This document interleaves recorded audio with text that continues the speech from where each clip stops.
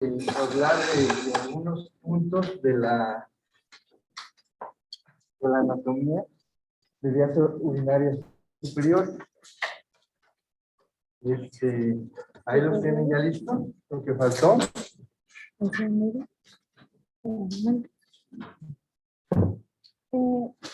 ¿De vías urinarias superiores? Inferiores. Creo que sí eras tú. ¿No vino? Te faltaba el drenaje venoso, creo.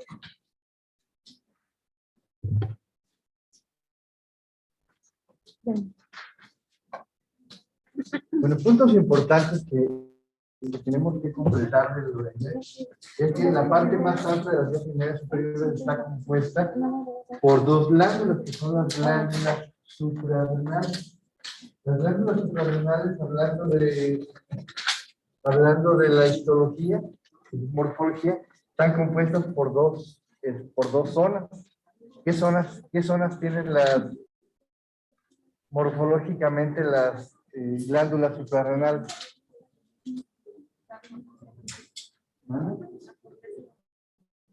La corteza y la corteza, ¿de qué está compuesta?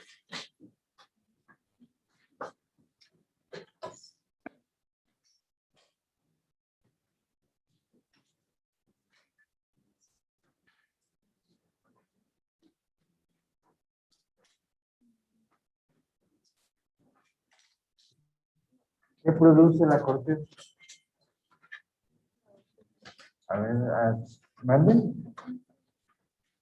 No, la corteza de las glándulas suprarrenales.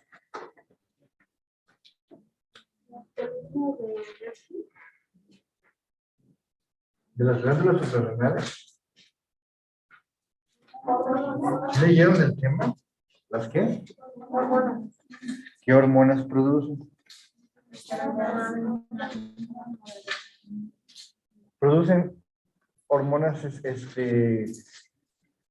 que responden a situaciones de estrés, como la adrenalina, o sea, así se llama adrenalina, que está arriba del riñón, produce ese tipo de hormonas y tiene la zona medular,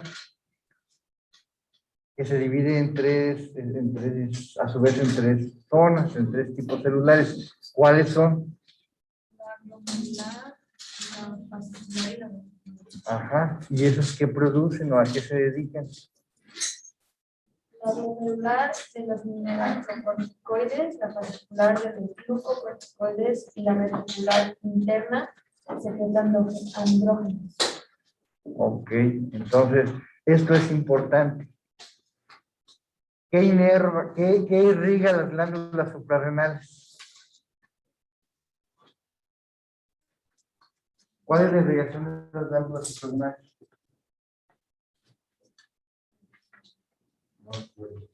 ¿Tú? ¿Qué irriga las glándulas suprarrenales?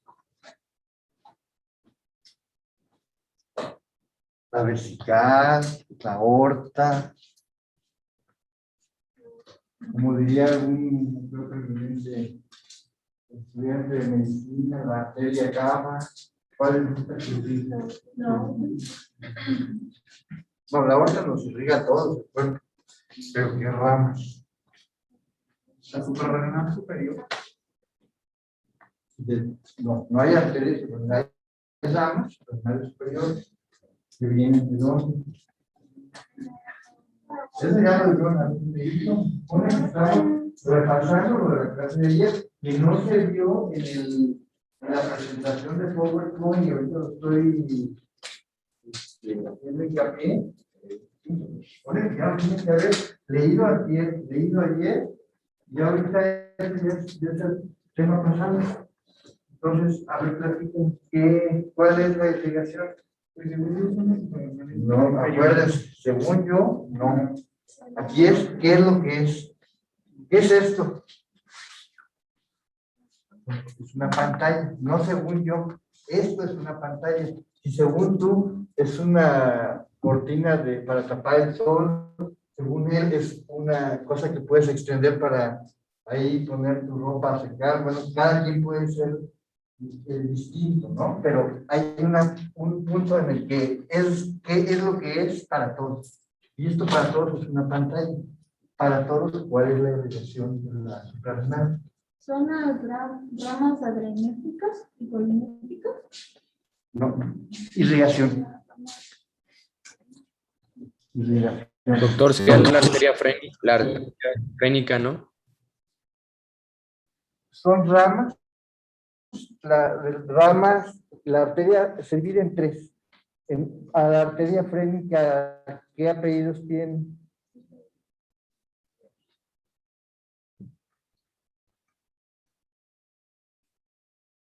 O sea, son tres grupos arteriales, que son ramas, que son a la arteria frénica superior, la media y la inferior.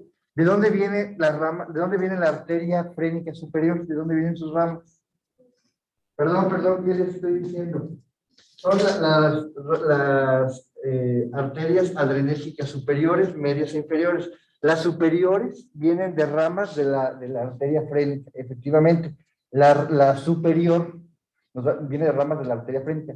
Las ramas medias que vienen a aportar la sangre arterial, vienen ¿de dónde? Son ramas de la arteria renal. Y las ramas inferiores,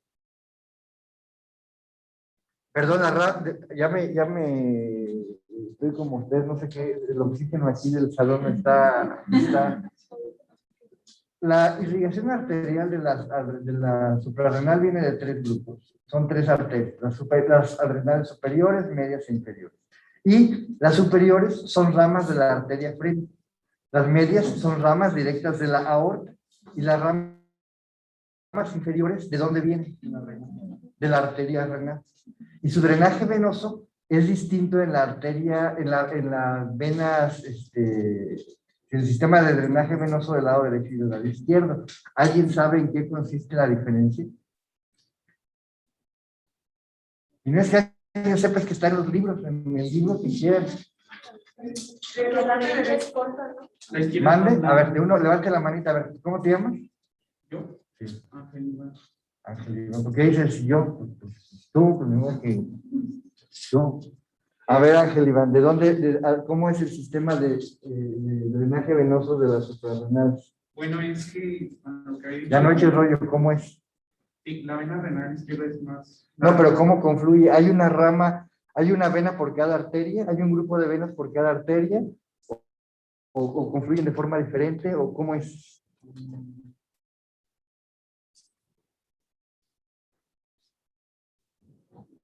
¿Nombre? Paloma, a ver, Paloma. Yo tengo que la vena suprarrenal derecha es corta. No, pero ¿cómo confluye? Antes de llegar a la vena, o sea, la vena esa es la suprarrenal, aquí está la vena. ¿Cómo se formó esa vena? ¿De dónde viene? De las venas estrelladas. Pues estrellada, la que se van a dar en el examen si siguen diciendo lo que están comentando. Tenemos que la irrigación arterial es una y el drenaje venoso es otro. Aquí no es una arteria por cada vena llega la arteria superior que viene de las frénicas y no es que va a tener también una vena paralela de retorno, sino todo el drenaje venoso se confluye en lo que es la vena suprarrenal, que sería lo que hasta donde el punto que llegaste. Entonces ya tenemos la vena suprarrenal y tenemos la derecha y la izquierda que son distintas. Un segundo.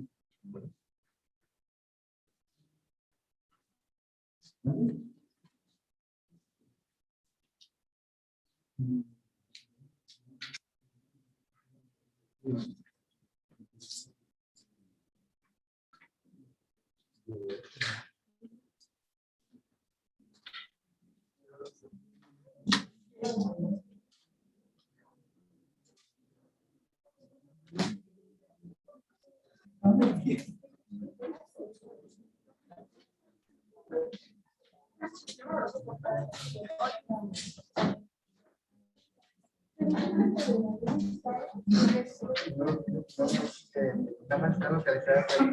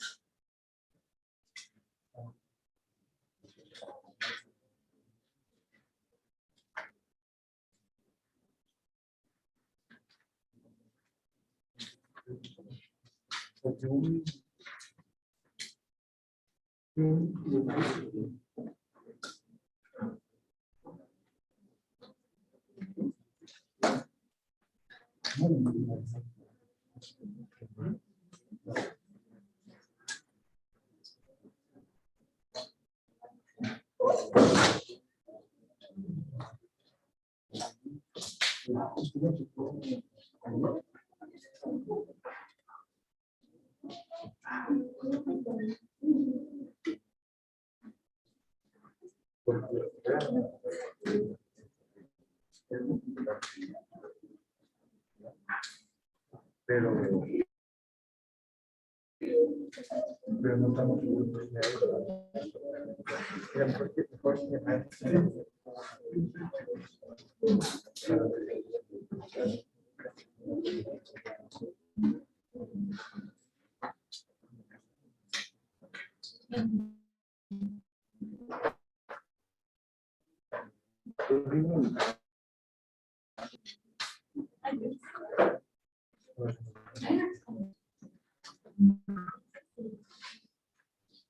Entonces estábamos que las arterias, la vena, el drenaje venoso tiene una peculiaridad y eso es importante que lo sepan, se los voy a preguntar siempre y se los van a preguntar en sus exámenes del Ceneval y sus exámenes que hagan en los futuros. Es importante como anatomía quirúrgica. ¿Qué diferencia tiene la Paloma que me estaba diciendo, perdón, la vena suprarrenal derecha y la vena suprarrenal izquierda? Bueno, las dos venas de la vena suprarrenal funcionan, pero la diferencia es que la derecha es más corta que la izquierda. Más bien, las dos provienen de la glándula suprarrenal. Ajá. Una de la derecha y Pero, otra de la izquierda. glándulas. No que provengan las dos de una misma vena. Sí, no, de la glándula.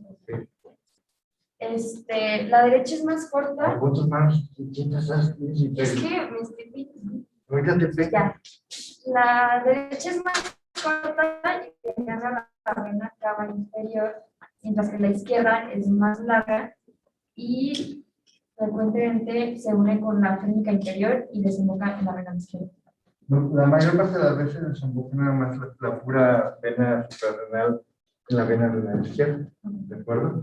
Entonces la diferencia es esta. La derecha desemboca directamente en la cava y la izquierda desemboca primero en la vena renal y luego en la vena. Y eso es muy importante tanto en la cirugía abierta como en la cirugía laparoscópica.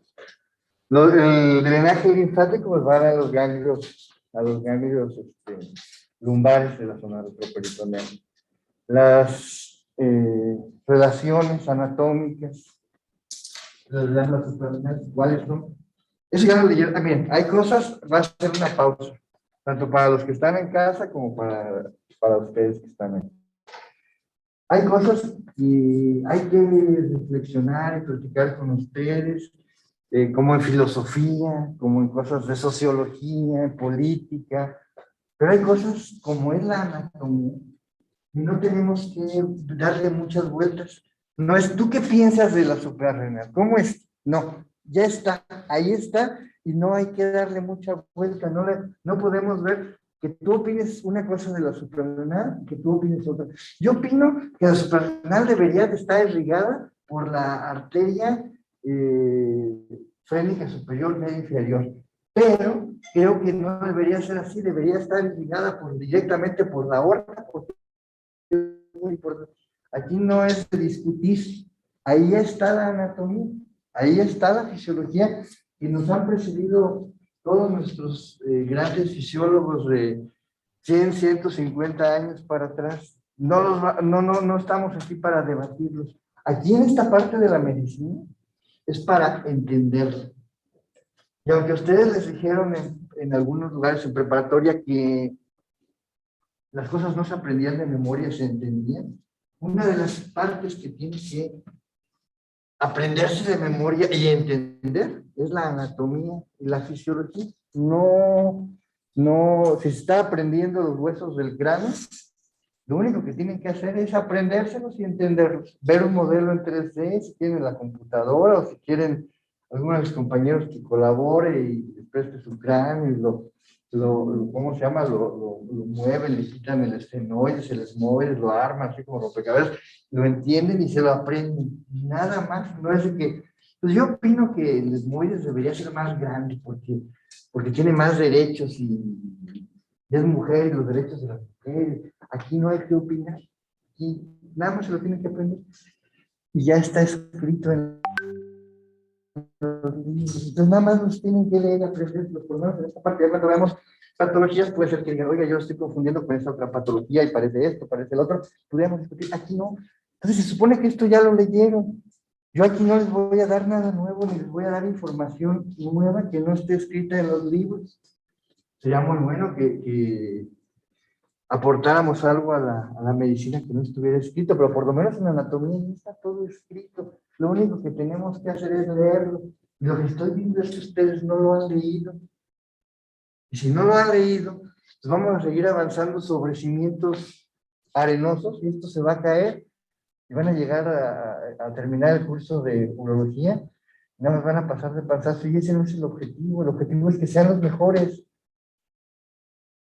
Y son los mejores hoy aquí en mi materia y el día de ayer que hayan sido los mejores en neuro y el día de mañana que sigan los mejores, porque en realidad la competencia no es con ustedes, la competencia es con los médicos de afuera, de otras universidades, que de verdad están estudiando y no están como diciendo, ay, nos deja mucho que estudiar, ay, qué cosas, no, tenemos actividades sociales que no entiende el doctor, quise aprendérselo y si ustedes me tachan ahorita de que les exijan, pues ni modo, pero el día de mañana lo entenderán, el día de mañana que estén ustedes aquí en mi lugar, hay cosas que se las tienen que aprender.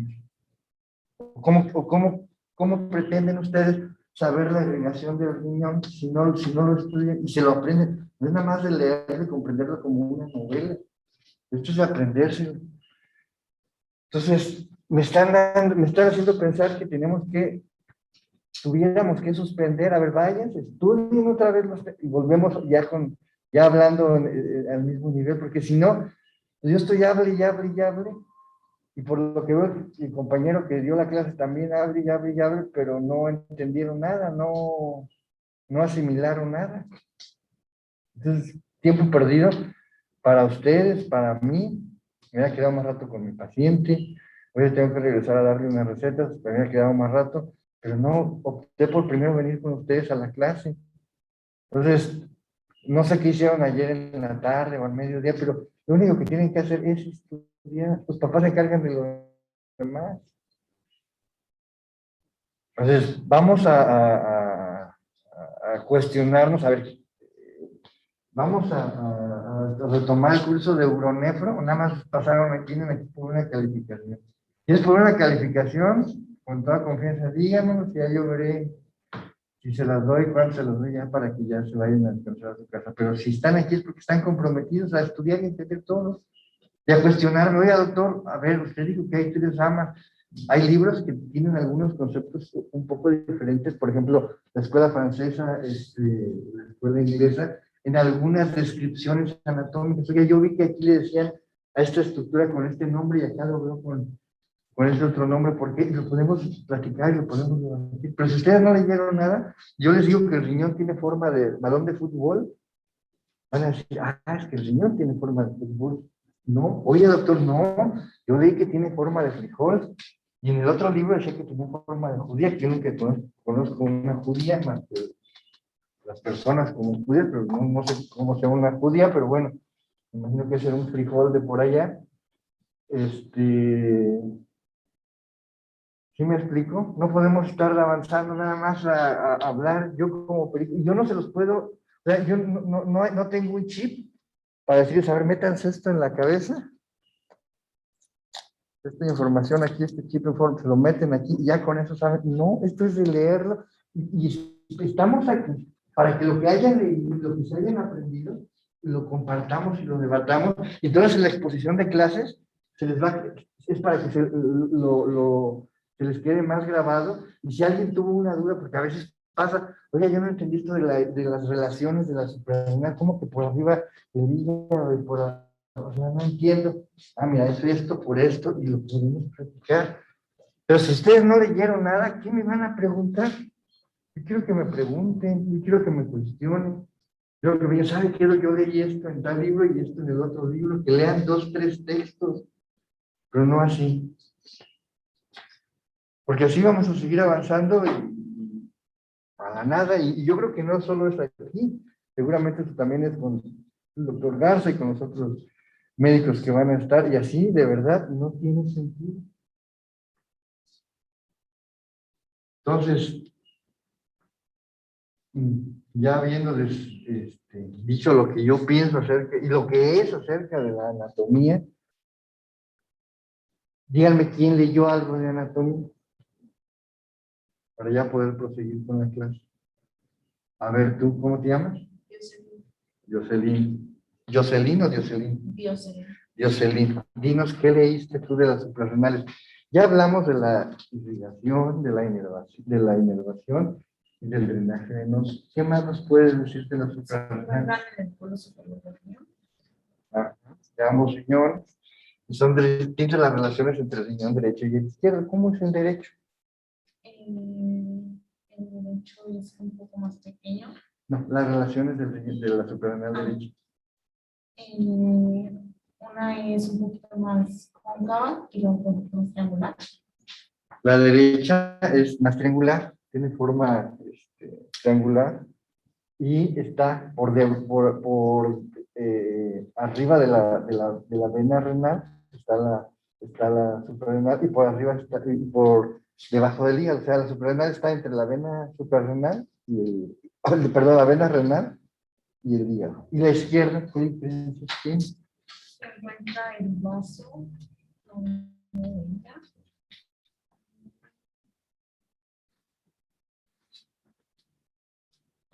de manera vertical, es un poquito más angosta que la derecha. Sí, tiene la forma distinta, es más a la uniforme. ¿Cómo es? ¿Qué hay otras relaciones que puedes decir? Está por arriba del riñón, y por detrás pues está envuelto en la gerota, está la gerota y luego están los músculos dos. Son las relaciones de la suprarrenal. Hay relaciones importantes del riñón. Ayer nos hablaron del riñón. El riñón derecho es diferente al izquierdo en cuanto a tamaño y en cuanto a altitud. ¿Por qué es más bajo el riñón derecho? Por el hígado. ¿Qué le pasó al hígado? El volumen del hígado lo empujó hacia abajo. Entonces, ¿cuáles serían nuestras relaciones anatómicas? Y esto es importante, y esto lo leyeron. No sé en qué plano del sueño lo leyeron, pero lo leyeron. En el riñón derecho, ¿cuáles son nuestras relaciones anatómicas?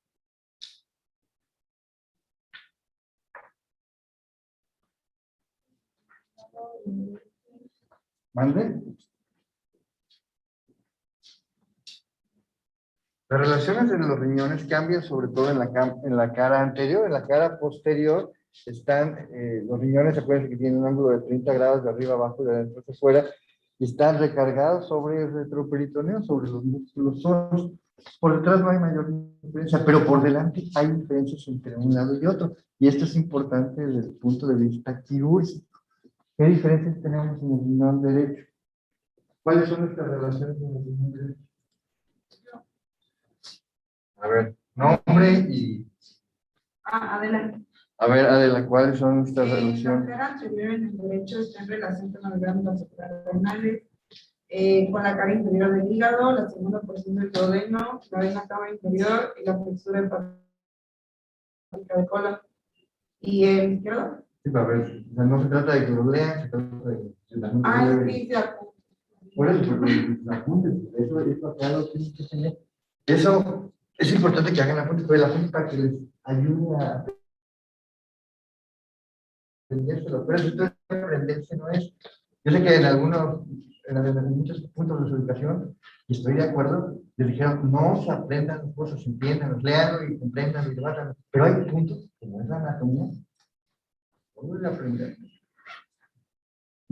Y comprender, entonces, a ver, ya lo leíste, entonces, si no, ¿cómo vas a ser toda una uróloga y vas a estar allí en el quirófano? A ver, pásame mi apunte, sí lo anoté, sí lo leí y de verdad se lo anoté, pero ¿cuáles son las relaciones del riñón izquierdo? Ya estoy aquí abriendo, pero a ver, déjeme leer, pásame mi libro, no, ¿verdad? Pero tienes que saber.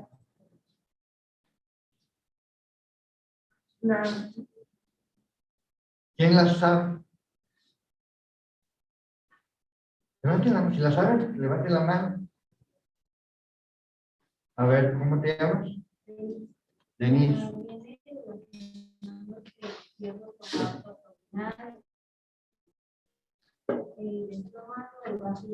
No, pero la otra abdominal no, si la cara interna o estamos hablando de la cara anterior.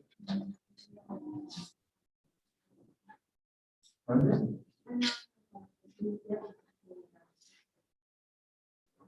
La otra.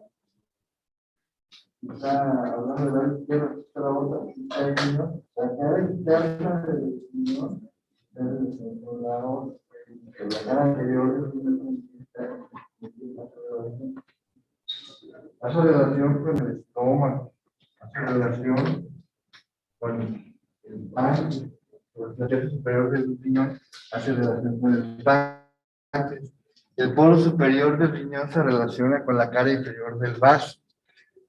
Estos puntos son importantes y son son temas que les voy a preguntar en el examen. El que tiene oídos que oiga, casi que ya saben qué es lo que va a venir en el examen, uno lo tiene y estos puntos en particular.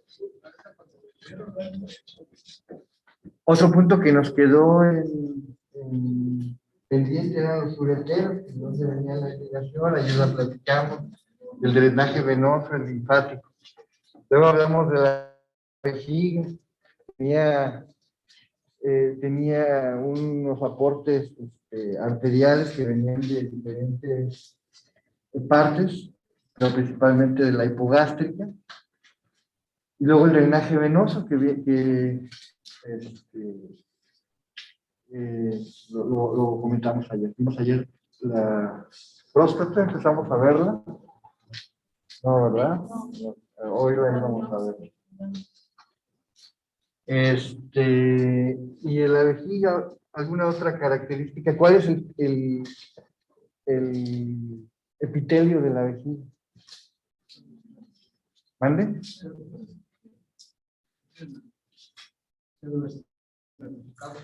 Transicionales. Se va cambiando de forma dependiendo de la cantidad de orina que se va teniendo para que alcance a almacenar más. Ok. Y algo ahorita que me viene de niño, ya lo vimos ayer, es cómo se va dividiendo la arteria renal, cómo va tomando sus distintas ramas hasta llegar al glomérulo. Y la unidad funcional del riñón, ¿cuál es? Es la nefrona. Eso ya lo vieron en nefrología y no se les puede olvidar por ningún motivo. ¿Tienen alguna duda con lo de la vía urinaria superior? Miren, para ustedes entrar aquí a medicina, pasaron un filtro. Se supone que ustedes son los mejores de toda una, no sé cuántas gentes presentaron en su generación, 200, 300 gentes. Ustedes fueron lo mejor, entonces no puede ser que ya que están adentro, ya que están en un lugar para ser médicos, ahora ya se pongan a estudiar, tienen que estudiar. Yo sé que esto lo van a oír mucho en los profesores con los que convivan, y seguramente tu papá alguna vez te lo va a comentar, el doctor Iván, en nuestros módulos, sobre todo en todos los años, era otro tipo de esquema de materias, pero en el primer semestre teníamos aproximadamente 12 materias.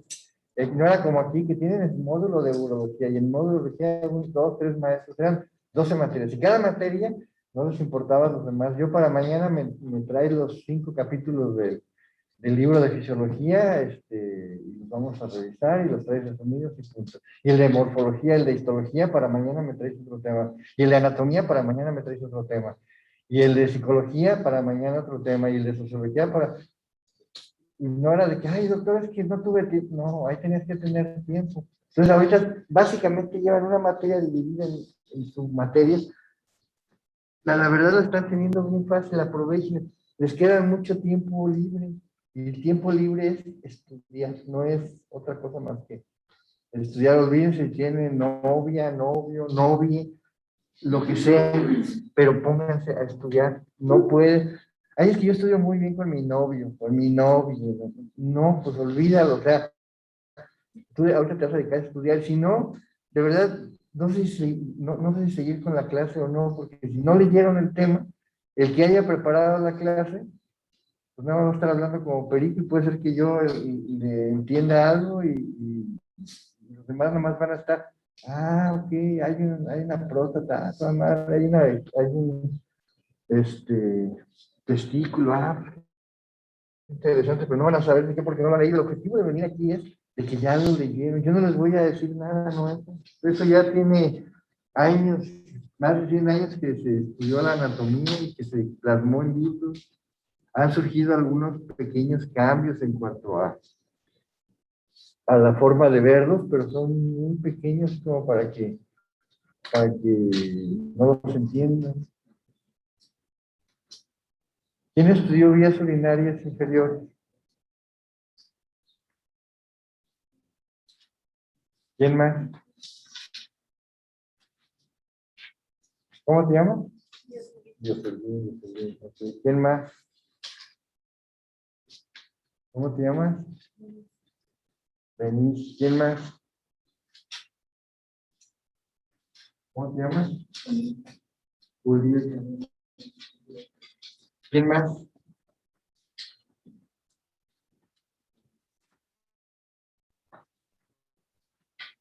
¿Y los demás?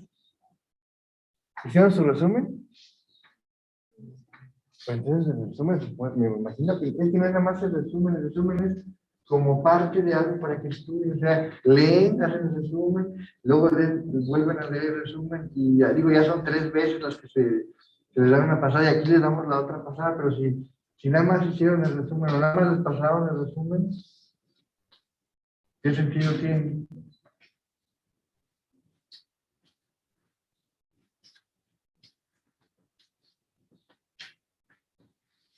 ¿Quién preparó la clase ahorita?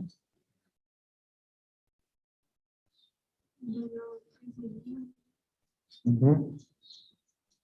Ok, a ver, pásala y vamos a intentar proseguir. Si veo que no, pues ya mejor suspendemos y ya la revisamos. Mañana no va a haber clase, nos veríamos hasta el...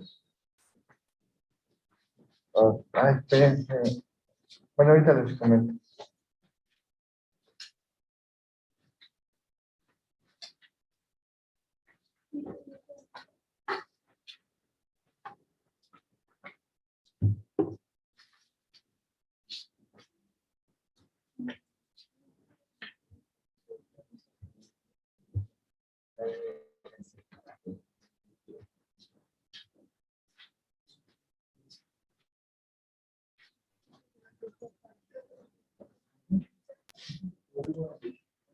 Y para adelantar y no sé con problemas de tiempo.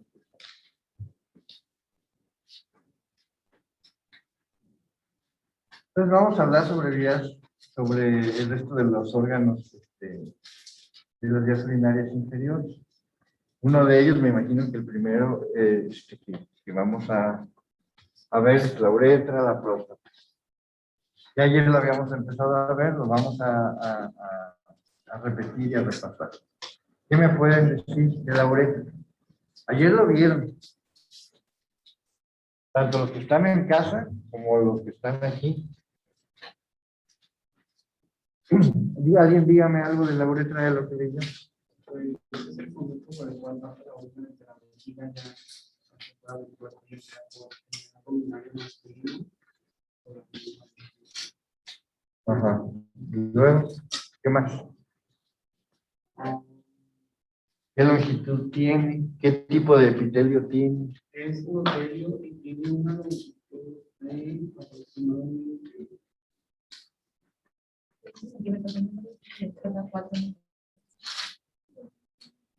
Y en el caso de los hombres, la uretra se encuentra dentro de la próstata.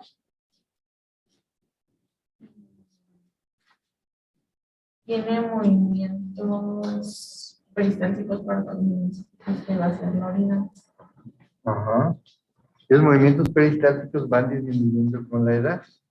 Los movimientos peristálticos de la uretra. Entonces, ¿cuál es su irrigación?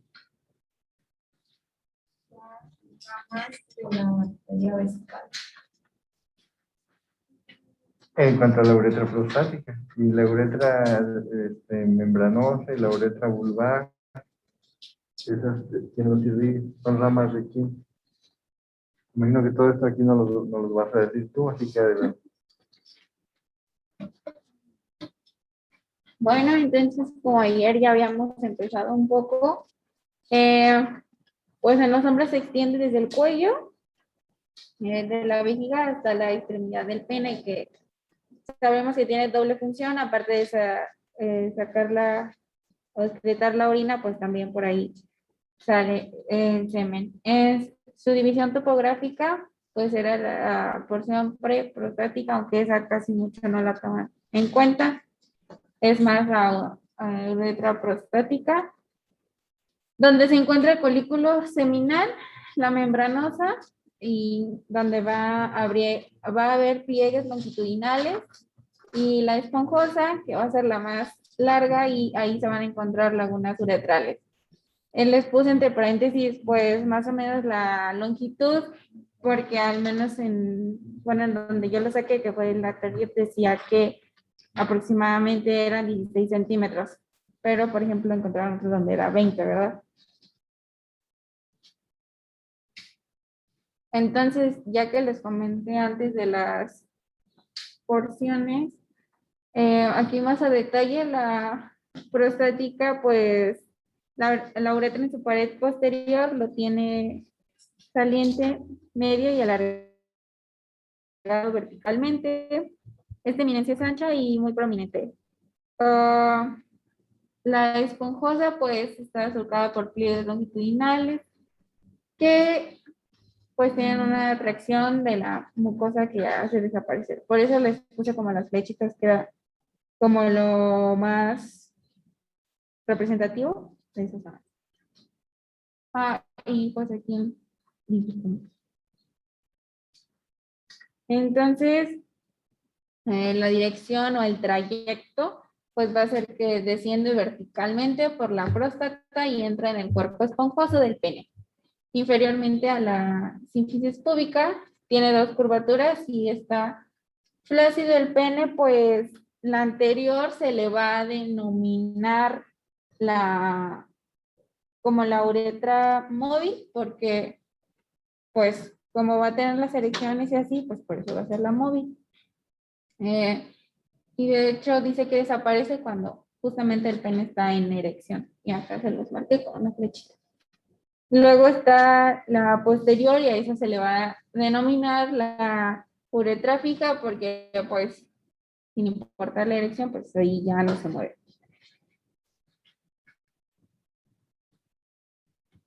Entonces, volviendo a calibre y relaciones, pues en calibre va a ser más de los diámetros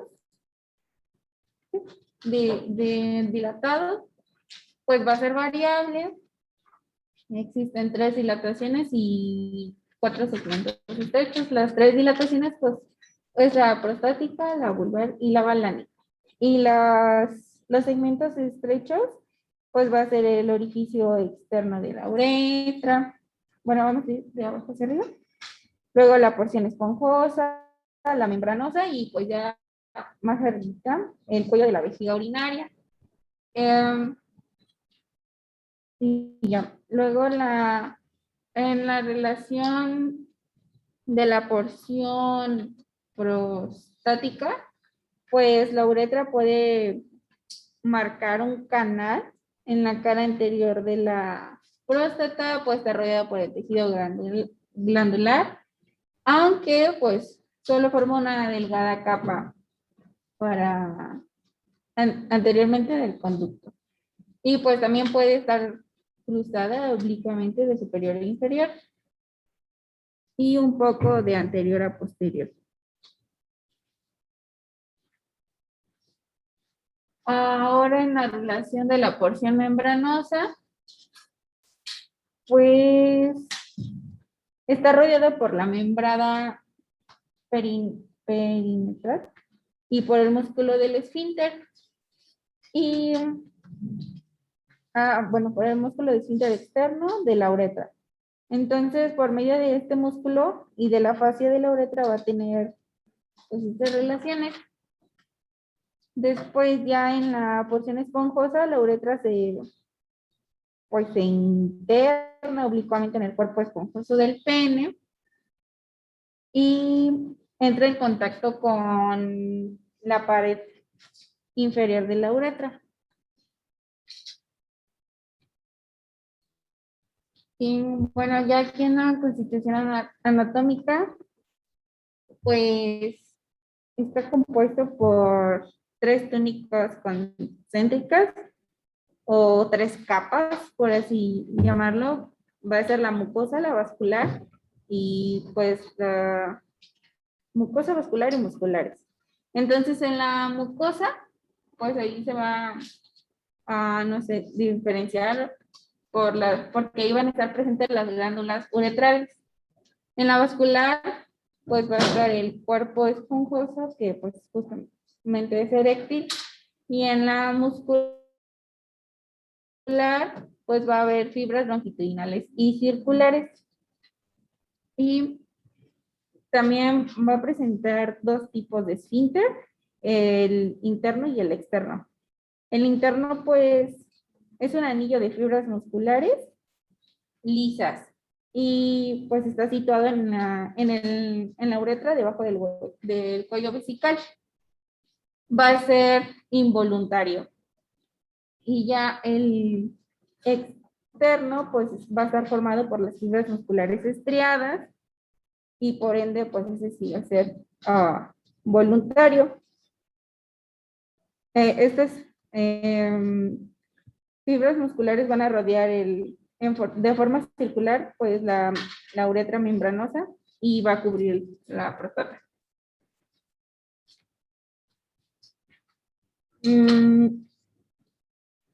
Ya en irrigación ya encontré que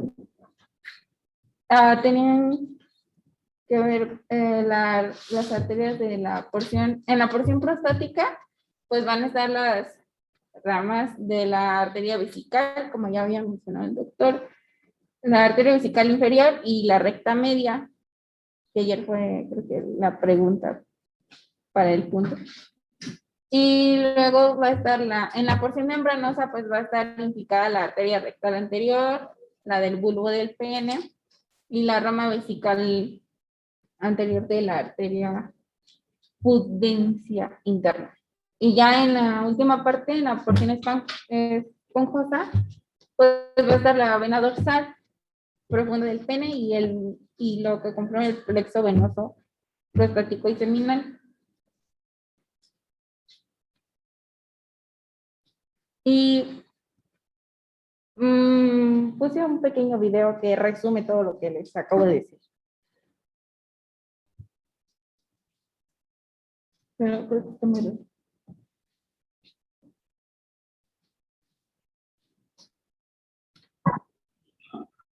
Les voy a presentar la uretra masculina. Comienza en el cuello de la vejiga urinaria y termina en el extremo del pene. En el hombre también da paso al esperma que sale a través de los orificios de la desembocadura de los conductos eyaculadores. La uretra atraviesa primero la próstata, el plano músculo facial del perine, la vaina eréctil y el cuerpo esponjoso del pene.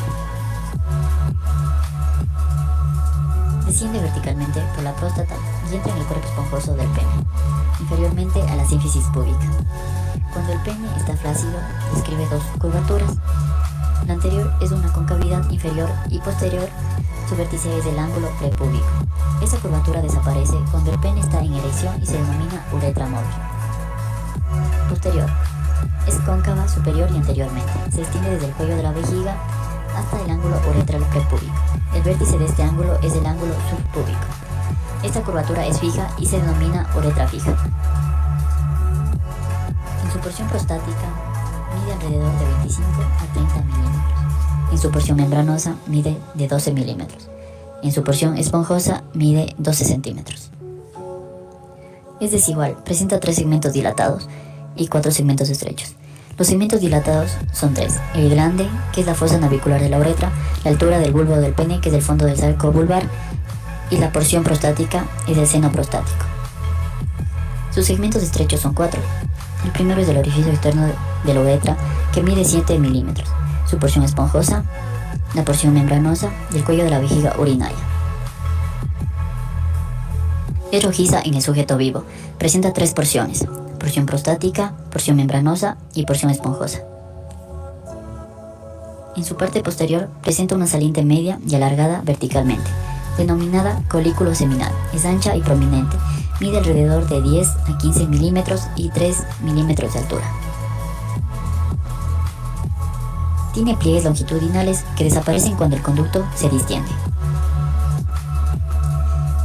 Está surcada por pliegues longitudinales.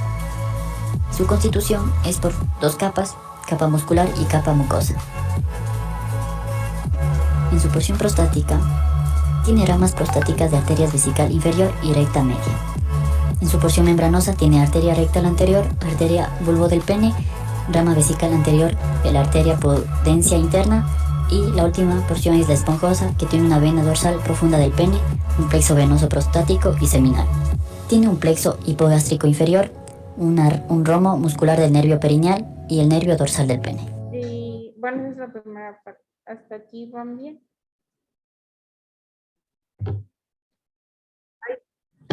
Les Y voy a ahora presentar. ya pasamos a lo que son las mujeres. Entonces, la uretra femenina pues se va a extender desde el cuello de la vejiga hasta la vulva. Va a ser está ubicada oblicuo inferior y anteriormente paralela a la vagina. Presenta pliegues longitudinales que desaparecen por la distensión.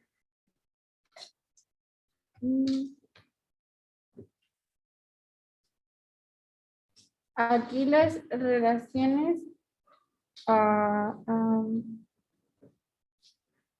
Bueno, de acá, pues solamente mencionar que mide de 3 a 4 centímetros de largo y tiene un diámetro igual uniforme. Y los pliegues que presentan, pues es lo que se conoce como cresta uretral. Y ahora sí, en las relaciones, pues se distinguen 2. Una superior, intrapélvica, que es marcado para el número 1, y luego va a estar la otra, que es la inferior, intraperinal. Entonces, la uretra pélvica pues se halla envuelta por el músculo de esfínter externo de la uretra. Y la perineal, pues una vez que atraviesa el perineo, el orificio externo que es el orificio externo de la uretra, pues es lo que se conoce como el meato urinario. Pues se va a abrir en el vestíbulo de la vagina y es ligeramente saliente, fácil de identificar y ver.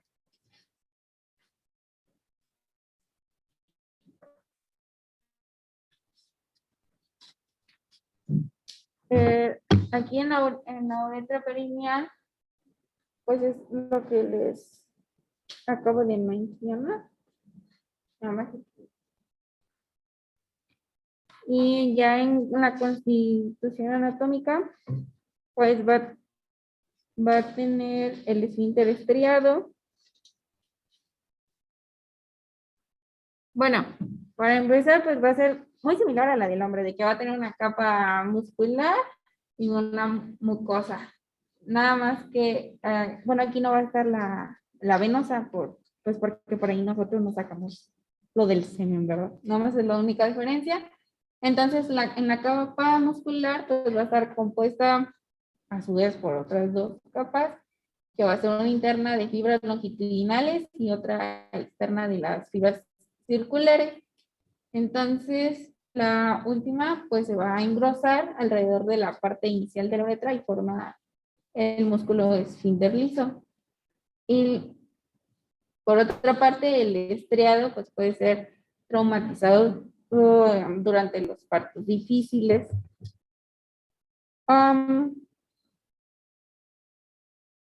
Así que pues puede conservar cierta debilidad que puede ocasionar una incontinencia ortostática. Entonces, ya pasando a la capa mucosa, pues es la capa de tejido conectivo y pues va a estar rodeada de una capa longitudinal de músculo liso y esta va a ser muy delgada y resistente. Y no hay túnica serosa porque pues esa es lo que les acabo de mencionar, que es la capa de tejido conectivo que va a desarrollar esa función, por así decirlo. Aquí en la irrigación, pues vamos a tener en la porción pélvica la arteria vesical inferior y vaginal. Va a estar implicado también las ramas de la arteria ilíaca interna, la arteria vesical anterior, la rama de la arteria pudensia interna y en la porción perineal, la arteria bulbo del vestíbulo y uretral, las arterias de la pudensia interna y por otro lado en las venas van a estar el plexo venoso preuretral, el plexo vaginal y las venas del bulbo del vestíbulo.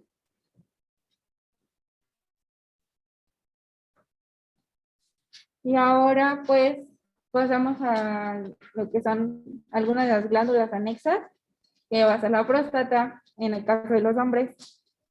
Esta va a estar situada en el inferior a la vejiga urinaria, va a estar superior al suelo del perineo, anterior al recto y posterior a la sínfisis púbica. Está compuesta por una parte de porción glandular, tiene íntimas relaciones con los esfínteres ureterales y pues es firme y elástica.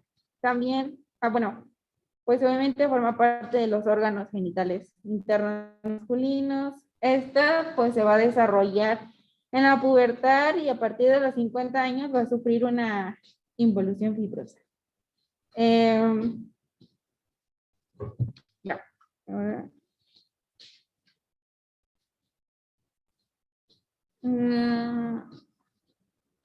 Bueno, en la forma de ella pues es comparable a la castaña. Decían que, bueno, Winslow le atribuyó esa forma, ¿no? Que parecía a una castaña. Su coloración pues va a ser blanquecina y su consistencia es muy firme, como ya se había mencionado antes. Va a ocupar el 2/3 del tejido contenido en la cápsula prostática y 1/3 de la fibra muscular. Y pues ellos van a ser los encargados de generar el 20% del semen. Mide de 3.5 de base a 2.5 centímetros vertical y anteroposterior. Y pesa aproximadamente 18 gramos, según. Va a tener 4 caras y una base. Entonces, ya pasando a la cara anterior, pues va a ser casi plana, va a ser corta y casi vertical. Aquí se encuentra lo que es el istmo de la próstata, o sea, la comisura.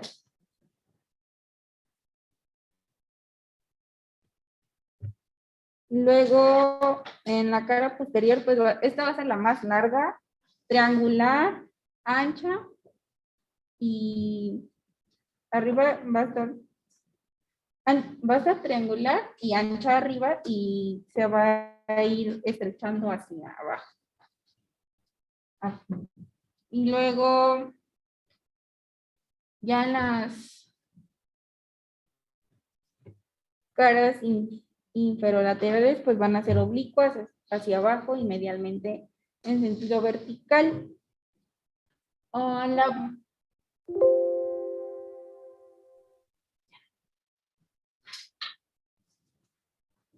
La base pues va a tener los elementos vasculares, que va a ser el hilio de la próstata, y este va a estar limitado atrás por los lobulillos inferoposteriores.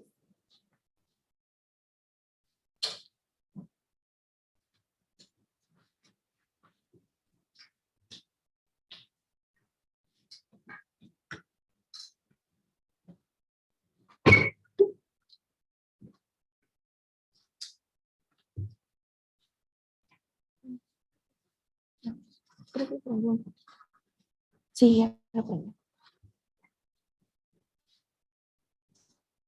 Entonces, esa es pues la primera. Ay.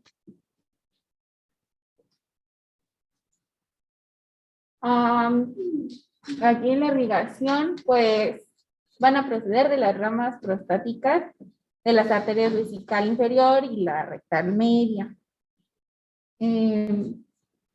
Las venas pues van a drenar anterior y lateralmente en el plexo venoso prostático y posterior en el plexo venoso seminal. Los vasos linfáticos pues parten de la próstata.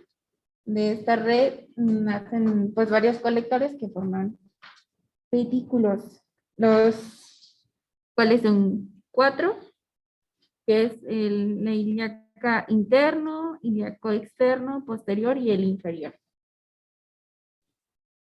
El interno, pues, es el satélite de la arteria prostática y va a terminar en un nódulo linfático ilíaco interno.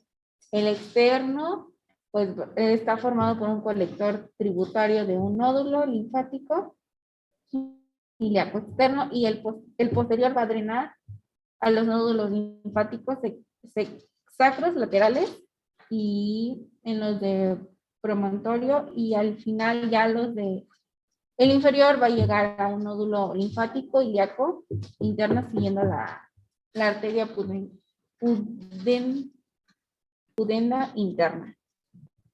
Y ya se fue una. Y ahora la otra de los hombres pues es las glándulas bulbouretrales, o también se conocen como de Cooper, ¿sí, verdad? Cooper.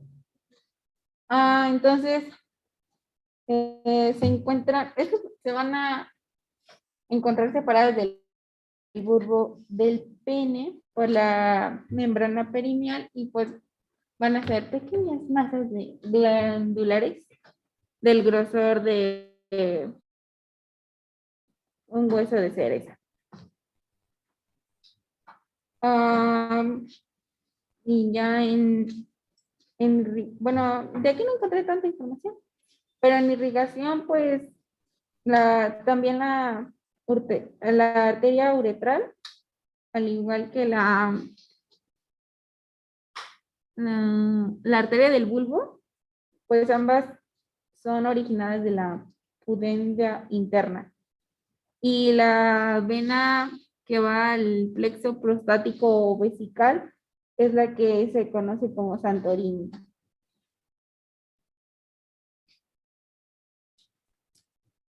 Y ya. Ahora, en las mujeres, pues vamos a tener los ovarios, que pues son los órganos productores de los ovocitos. Contiene también los elementos de una glándula de secreción interna.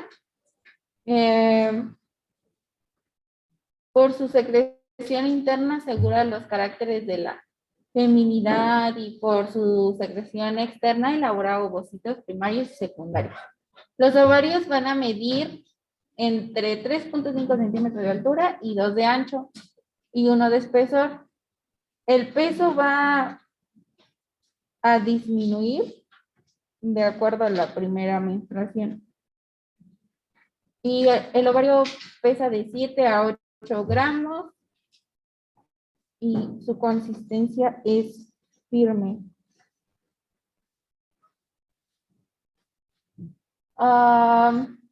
De acuerdo, pues, a su anatomía, pues van a estar situados en la cavidad pélvica, posteriores a los ligamentos anchos del útero y aplicados a la pared lateral de la cavidad pélvica. Su superficie es lisa hasta después de la menopausia, pues van a disminuir su volumen. También aquí podemos distinguir varias caras. Dos van a ser una lateral y una medial. Va a haber dos bordes, uno mesovárico o medial y el otro va a ser libre o lateral. Y dos extremidades que va a ser superior e inferior. Aquí las relaciones pues van a ir justamente de acuerdo a las caras. La cara lateral pues va a tener relación con la fosa ovárica, el peritoneo y el tejido extraperitoneal. La medial con la trompa las intestinales. La medial va a llegar al mesovárico y se encuentra en el hilo ovárico y por aquí pasan vasos y nervios ováricos. El borde lateral pues va a ser libre, convexo y más grueso en el borde mesovárico. Corresponde en la nulpira límite posterior de la fosa ovárica y, bueno, es decir, a los vasos ilíacos internos y al uréter. En la extremidad superior va a tener relación con las trompas uterinas y con el ligamento lombo-ovárico y el inferior con el ligamento propio del ovario. Y ya para terminar, en irrigación, las arterias pues van a provenir de la aorta abdominal, la arteria ovárica es del mesovárico al ovario y a través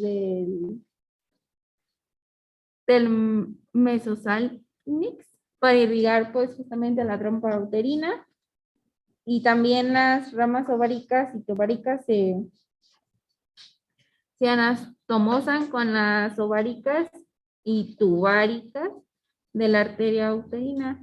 Ya en las venas, pues, que drenan al ovario van a formar el plexo pampinforme de vena cerca, pues, del ovario y la trompa uterina. Y la vena ovárica derecha va a ascender para entrar en la vena cava inferior y la vena ovárica izquierda va a drenar en la vena renal izquierda.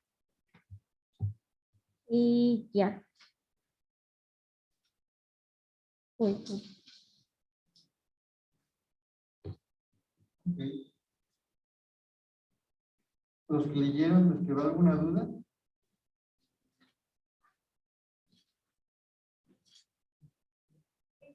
Mencionó algo de que no sé, creo que fue la próstata que después de los 50 años podía sufrir insuficiencia fibrosa. La próstata se va a transformar con el paso del tiempo.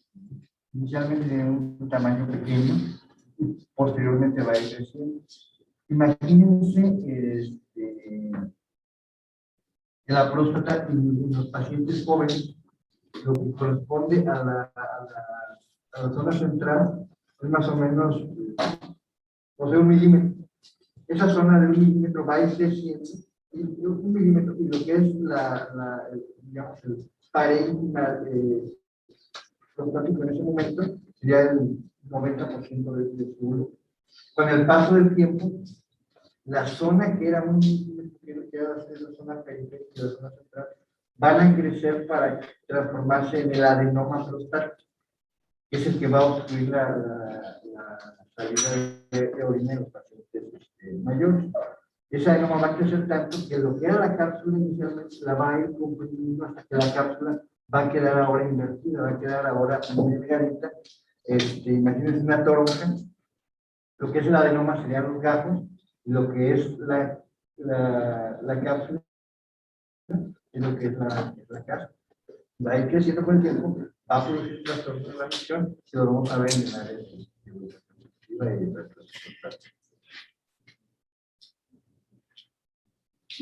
Y la próstata, nada más tiene la función de producir semen, porque también leí que tenía una función sensitiva. ¿También le dicen que, perdón? Que tenía como una función sensitiva, pero como sexual. Solamente.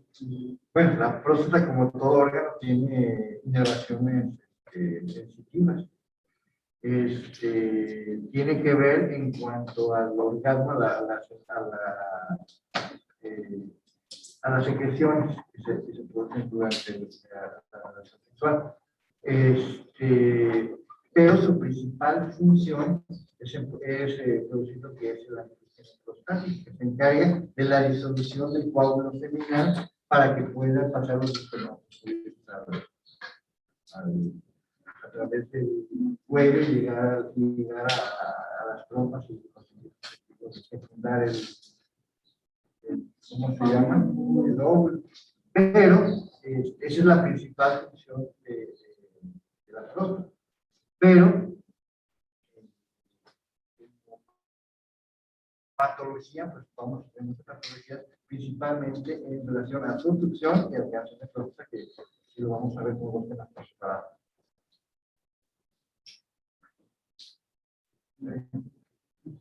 ¿Duda? Vamos a ampliar mucho sobre la próstata, pero okay. La forma en la que han expuesto clases, yo entiendo que son las dos primeras clases que tenemos, pero no se trata de que a mí me guste de una cosa y al otro maestro le guste de otra, sino es en general. En general las clases con unas diapositivas no es para estar leyendo lo que tenemos en un papel, es para que sean 3 puntos en la diapositiva y a partir de los 3, 4 puntos de la diapositiva estemos explicando lo que ahí queremos compartir. Entonces, por favor, quiero presentaciones de alumnos, de profesionales, no de... No quiero que estén leyendo las diapositivas, no quiero que ahora que llevar la clase vas a ser un experto en el tema. Si puedes tener dudas, me las puedes preguntar, pero no nada más quiero que estén leyendo el tema, no tiene sentido tenerlos a todos dormidos. Uno no está dormido, uno está aprovechando para hacer sus ¿cómo se llama? Algún tema para otra clase, otros están buscando el libro y agarrando, copiar y pegar para hacer un resumen, etcétera. Me entero de todo, no, aunque no lo parezca. Ya la mano.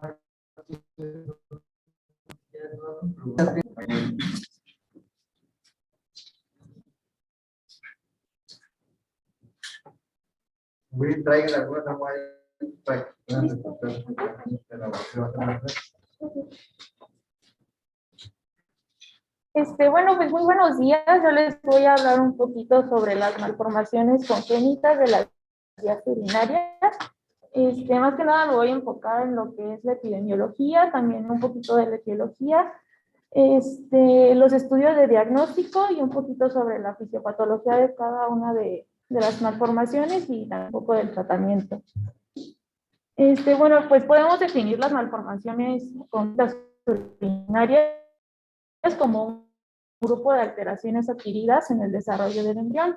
Estas ocurren por lo general en la 8ª semana del desarrollo. En esta semana lo que sucede es que va a surgir lo que es la yema ureteral del conducto mesonéfrico de Wolff y esta va a penetrar lo que es el elastema metanéfrico. Las malformaciones congénitas se pueden clasificar como anomalías del sistema colector, también del parénquima y de la migración. Las anomalías del sistema colector suelen presentar una dilatación, puede ser no obstructiva y obstructiva. Unos ejemplos de alteraciones no obstructivas son el reflujo vesíco-ureteral y el megaureter no obstructivo. En la foto, bueno, en la parte inferior se ve lo que es el reflujo y las alteraciones obstructivas, pues puede ser lo que es la estenosis pieloureteral, también el ureterocele y las válvulas de la uretra. Y bueno, en la imagen se ve un ejemplo de lo que es la estenosis. Las anomalías del parénquima se pueden dividir en cuanto a número, tamaño y en quistes. En número tenemos la genesia o duplicidad renal. En tamaño es hipoplasia o displasia y en quísticas pues es la displasia multiquística. Y en las anomalías de la migración tenemos lo que es el riñón ectópico y generalmente, y bueno, más frecuentemente el riñón en herradura, pero también puede ser en forma de torta. Y bueno, la epidemiología. Se sabe que estas malformaciones afectan a 3 de cada 1000 nacidos vivos y son responsables del 34 al 59% de las enfermedades renales crónicas y del 31% de los casos de enfermedad renal terminal en los infantes. El riesgo de que el feto desarrolle una malformación congénita aumenta 6 veces si la madre cursa con una enfermedad crónica durante el embarazo, ya sea que la padeciera antes o que la haya desarrollado durante el mismo. Por lo general se trata de la diabetes y también de la hipertensión. En casos de oligohidramnios, las malformaciones se presentan en un 15%. Este es una disminución en la cantidad del líquido amniótico y por lo general se da lo que es la obstrucción del tracto urinario y alteraciones en los riñones. Se ha visto que en los pacientes que tienen síndrome de Down tienen un riesgo mayor de generar una obstrucción de la uretra anterior, una displasia renal o una hidronefrosis. La hidronefrosis es la acumulación de líquido en los riñones. Y bueno, eso es muy importante para el diagnóstico y ahorita les voy a explicar por qué. También, pues la alteración que más suelen tener este tipo de pacientes son los defectos obstructivos. Estos tienen una prevalencia del 1.5%. Se ha visto que en recién nacidos la incidencia de reflujo vesíco-ureteral es más frecuente en hombres, pero conforme va avanzando pues el tiempo, pues se hace más frecuente de 4 a 6 veces en lo que son las mujeres. Y bueno, esto es como pues sí, las malformaciones que se presentan más frecuentemente. En primer lugar está el reflujo vesíco-ureteral con un 47.47%. De ahí sigue la estenosis de la unión uretero-piélica y después sigue un doble sistema excretor, también agenesia renal y estenosis distal de la uretra. Y de la etiología, estas malformaciones tienen un origen, bueno, son por causas multifactoriales, por lo general son factores genéticos y ambientales. Un ejemplo de factores genéticos es que se ha encontrado que hay genes asociados a las alteraciones en el parénquima renal, como puede ser el EYA1 y CIX1, FRAS1 y FAX2. Estas por lo general se ven relacionados con displasias renales. Como factores ambientales, pues está la exposición a teratógenos y también una deficiencia nutrimental. Ejemplo de exposición a teratógenos está la administración durante el embarazo de inhibidores de la enzima conversiva de la angiotensina y también de bloqueadores de los receptores de la angiotensina 2. Esos se ha visto mucho que tienen relación con el desarrollo de una hiperplasia yuxtaglomerular. En cuanto a las deficiencias de nutrientes, se ha visto que en animales de experimentación la deficiencia de vitamina A se ve asociada también a malformaciones renales. Es importante ver lo que es la morbilidad de la madre durante la gestación y también los antecedentes que tiene la misma. Estos, pues, pues sí son aspectos que se deben de tener muy presentes cuando se va a hacer el análisis etiológico. Y bueno, un ejemplo de esto es este artículo que encontré, en el cual se analizaban los factores asociados a malformaciones congénitas renales y de las vías urinarias. Se estudiaron 675 niños nacidos en el periodo de julio de 2014 y junio de 2015. A todos estos niños se les realizó un ultrasonido renal en los primeros 6 meses de vida. De los 675 niños, el 51.93% eran varones y 48.07% correspondían al sexo femenino. De todos los 675, 40 lactantes resultaron con una alteración congénita de las vías urinarias. 11 de estos 40 se vio que la madre había tenido una enfermedad durante el embarazo. Como se puede ver en la gráfica, bueno, ¿sí se ve la flechita?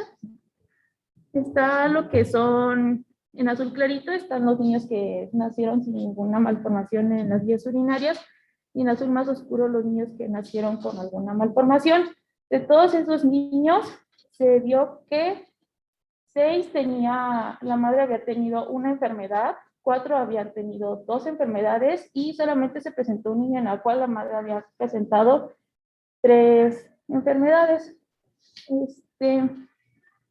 Las enfermedades que se tomaron en cuenta fue la glucemia elevada, un bajo peso de la madre durante el embarazo, hipertensión arterial, cardiopatías, infecciones urinarias, anemia y también una infección vaginal. Haciendo un análisis de los resultados, la glucemia elevada y el bajo peso materno correspondieron a un 10 y 7.5% de las mamás cuyos niños tenían una malformación en las vías urinarias. Y bueno, lo que es hipertensión, infecciones tanto urinarias como vaginales, anemia y cardiopatías, correspondieron a un 5% de las madres. Ya haciendo un análisis del riesgo de que haya un antecedente de alguna enfermedad renal, se observó que hay un riesgo de 1.8% de que el feto vaya a desarrollar alguna de estas malformaciones. Específicamente, si el antecedente era de una uropatía obstructiva, el riesgo aumentaba a un 5.08%. En pacientes que tenían una agenesia renal, el riesgo fue de 1.6%, y si había historia en la familia de reflujo vesicoureteral, el riesgo era de 1.45%. Bueno, pasamos a los estudios de diagnóstico. Esto se puede separar en lo que es la etapa prenatal y la etapa postnatal. Por lo general, la mayoría de las malformaciones se detectan en lo que es el segundo trimestre del embarazo, y la precisión diagnóstica de la ecografía puede ir desde el 50 hasta cerca de un 100%. Es por eso que hay que hacer mucho énfasis a las mujeres embarazadas de que realicen, pues que asistan a su consulta prenatal, y también por parte de nosotros como médicos, que realicemos cuidadosamente este estudio para que no se nos vaya a pasar algo. ¿Cómo se van a ver los riñones? Bueno, los riñones fetales se pueden ver por ultrasonido transvaginal desde las 9 a las 13 semanas. En la ecosonografía abdominal ya deben de ser visibles entre las 12 y las 15 semanas de gestación. Y la diferencia entre la médula y la corteza se debe de observar entre las 20 y las 25 semanas. Por otro lado, la vejiga urinaria fetal se puede observar vía transvaginal desde las 11 hasta las 16 semanas de gestación. Se deben de realizar mínimo 2 ultrasonidos prenatales. El primero es entre la semana 17 y la 20. En esta se van a tratar de detectar anomalías que son muy aparentes, como puede ser una agenesia renal. Y bueno, en el segundo se va a realizar a las 30 a las 32 semanas de gestación. En esta se van a identificar anomalías que son como más como más pequeñitas que no son tan evidentes. Se va a analizar mucho lo que es la hidronefrosis por ultrasonido. Este es un predictor de malformaciones como lo es la obstrucción de la unión ureteropiélica, el reflujo vesíco-ureteral, las válvulas posteriores de la uretra y también una obstrucción de la unión vesíco-ureteral. Y bueno, se tienen como dos sistemas para poder hacer el diagnóstico y graduar la gravedad de la hidronefrosis. El primero es el diámetro anteroposterior de la pelvis renal y es el más recomendado porque es más sencillo de evaluar. Y por otro lado tenemos los criterios de la Society of Fetal Urology. El diámetro de la anteroposterior de la pelvis va a ser proporcional al grado de hidronefrosis que tiene nuestro pacientito. En el segundo trimestre se considera leve un diámetro menor a 7 milímetros, moderado de 7 a 9 y severo mayor de 10 milímetros. En el tercer trimestre se considera leve, menos de 9 milímetros, moderado de 9 a 15 y severo mayor de 15 milímetros. Independientemente del trimestre en el cual se encuentre, el riesgo para que el feto desarrolle una malformación se considera leve en el 11.9%, moderado de 45% y grave de 88%. Y bueno, nada más para mencionarlo, los criterios que les había mencionado anteriormente, se basa en la graduación en función de la dilatación de la pelvis y los cálices y también del grosor del parénquima renal en el eje longitudinal del riñón. Esto se va como a clasificar dependiendo a si hay presencia de alguna dilatación y del grosor del parénquima y se va a graduar desde 0 a 4. Los indicadores de mal pronóstico que podemos encontrar en el ultrasonido es que la enfermedad sea de inicio precoz, intenso y que sea progresivo. También que el líquido amniótico se encuentre disminuido o ausente. Que el parénquima renal tenga alteraciones como un grosor disminuido, que sea hiperecogénico, que haya una pérdida en la diferenciación córtico-medular. También es de mal pronóstico que los cálices y los uréteres y la vejiga se encuentren dilatados y que la alteración afecte a ambos riñones o al riñón único. Y ya si se encontró alguna alteración en prenatal, se debe realizar al menos una ecografía renal ya después de nacido.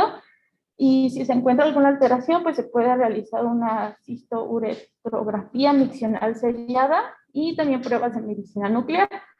Los objetivos de estos estudios pues es confirmar y graduar los hallazgos prenatales o ver que ya se hayan resuelto. También es el diagnóstico precoz de alguna anomalía que requiere alguna cirugía o tratamiento médico, que por lo general es profilaxis de alguna infección. Y bueno, también es la valoración de la funcionalidad renal.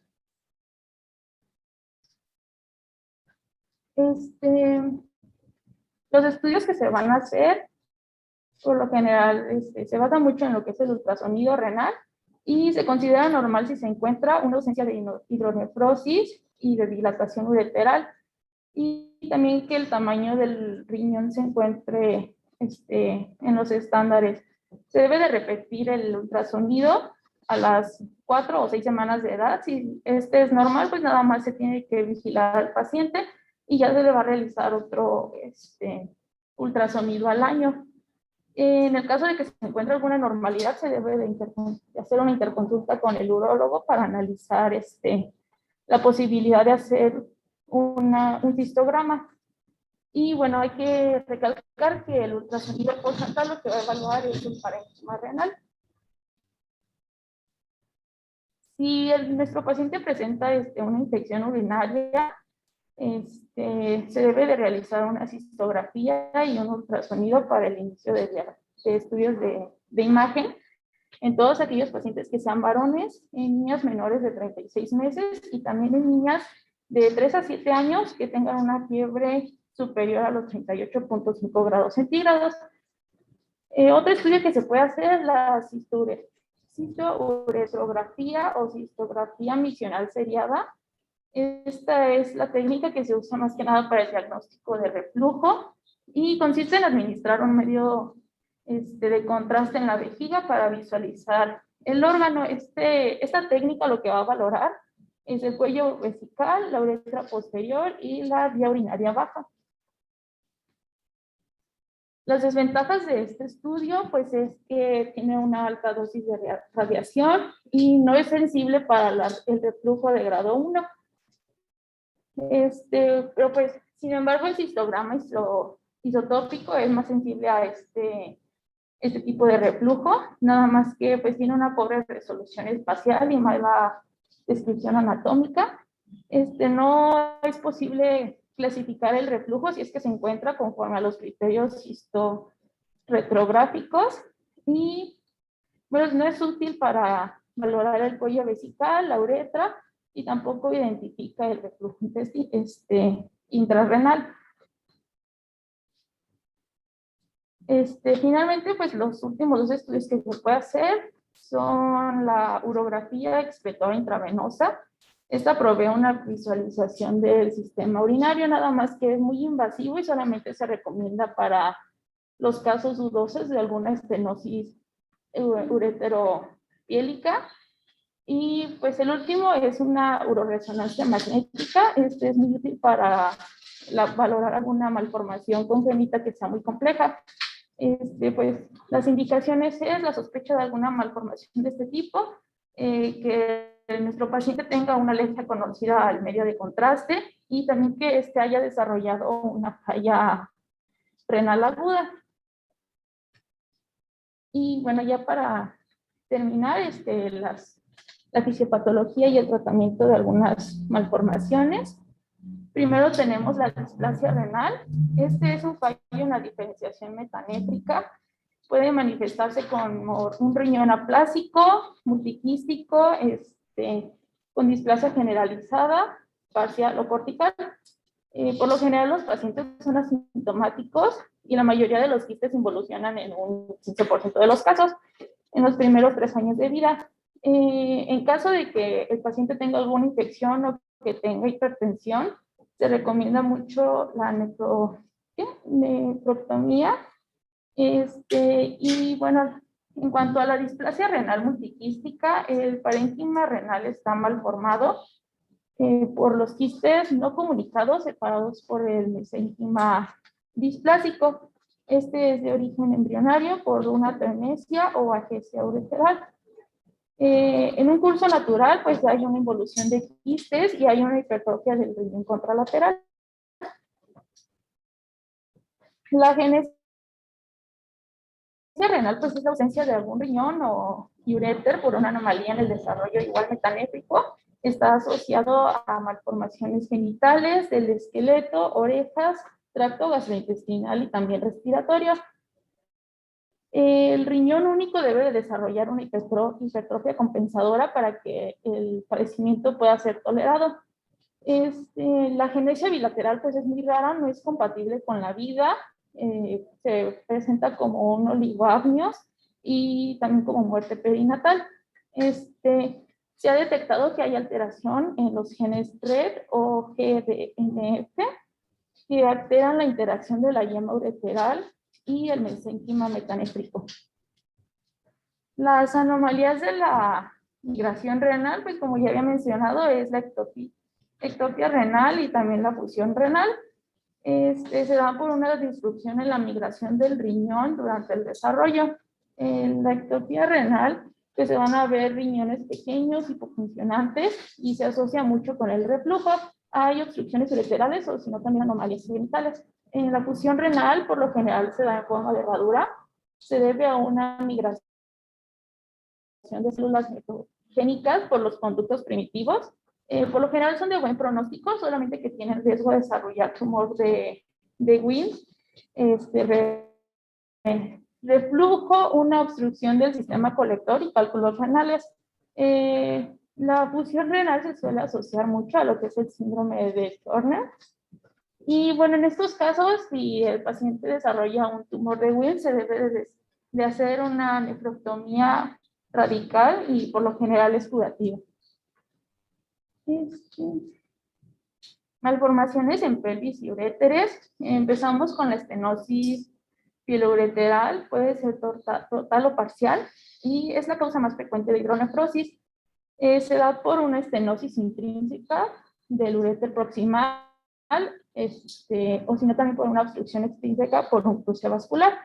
Se recomienda la cirugía en alguna de las siguientes situaciones: que nuestro paciente tenga algún síntoma como dolor, que tenga infecciones recurrentes o litiasis, también que haya un aumento en el grado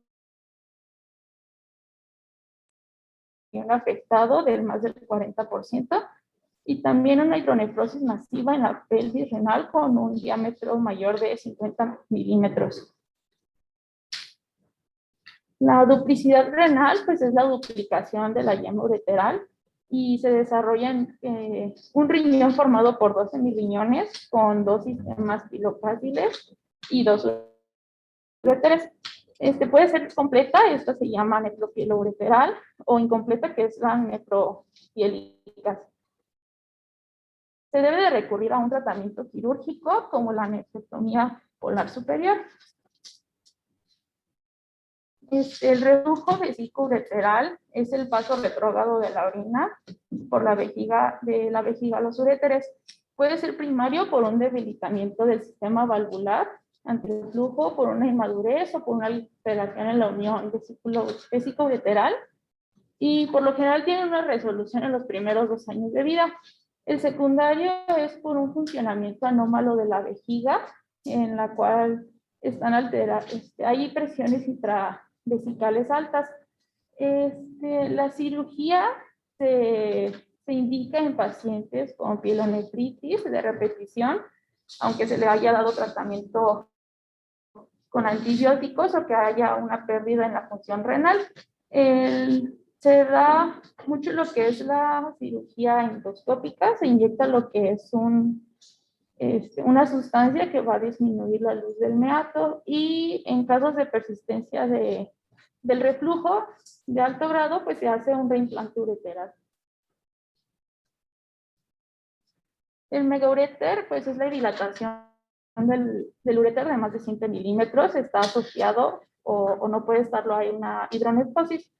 Primario es por una anormalidad funcional o anatómica de la unión vesicoureteral, por una anormalidad en el retraso del desarrollo del músculo uréter distal. Va a disminuir lo que son los movimientos peristálticos, se va a dar por lo tanto una obstrucción funcional, pero por lo general también tienen una resolución espontánea en el primer año de vida.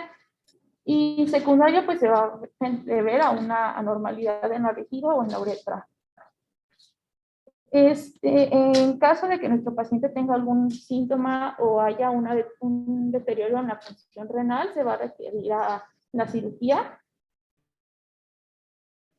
que puede ser una citoscopía y dilatación del segmento estenótico, o si no, un reimplante ureteral. Y las válvulas de la uretra posterior. La distrofia vesical pues se debe a un defecto en el desarrollo de la pared abdominal, y la cirugía se va a componer de 3 etapas, que es el cierre de la vejiga, la reparación del epispadias y una reconstrucción del cuello vesical. Finalmente, las válvulas de la uretra posterior pues se deben a una obstrucción intravesical congénita que va a generar un obstáculo al flujo de la orina. Se debe de hacer un sondeaje vesical, se administra profilaxis antibiótica y se realiza una citoscopía para la resección con un resectoscopio. Y bueno, por 48 horas después de la cirugía se debe de mantener el sondeaje. Y bueno, esta es la bibliografía que consulté y pues sería todo de mi parte. No sé si hay alguna duda o algo que no haya quedado claro. completo esta clase de Clifford. Como que, sí, está bien, padre, es interesante todo esto, pero pues no les van a sacar ningún provecho. Como ven, hay muchas patologías que tienen que ver con alteraciones en la biogénesis, en la formación de la vía urinaria, y tenemos que saber que existen, cuáles son los principales datos clínicos, y a grosso modo cuál va a ser su tratamiento. Es como la parte que están ahorita de mente nutricional, no van a poner a tratar de pero sí saber reconocerla para poder enviársela a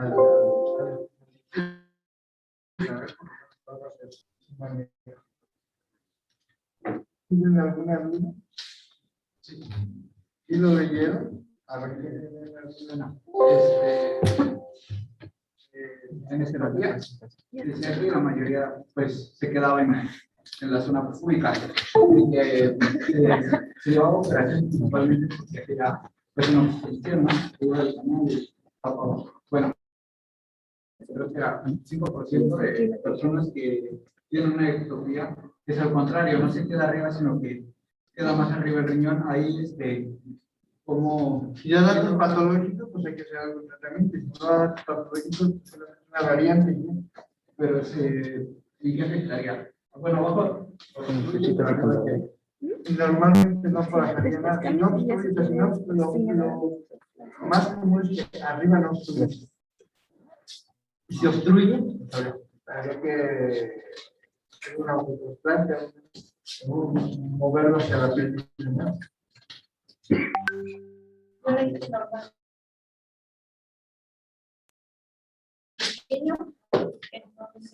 Bueno, normalmente son asintomáticos, pero si llegaran a estar dando algún síntoma obstructivo,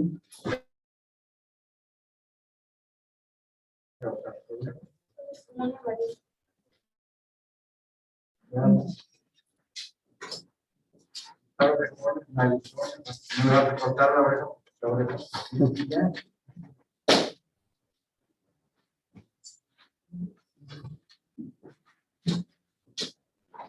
Bueno, yo les voy a hablar sobre la embriología del aparato genitourinario.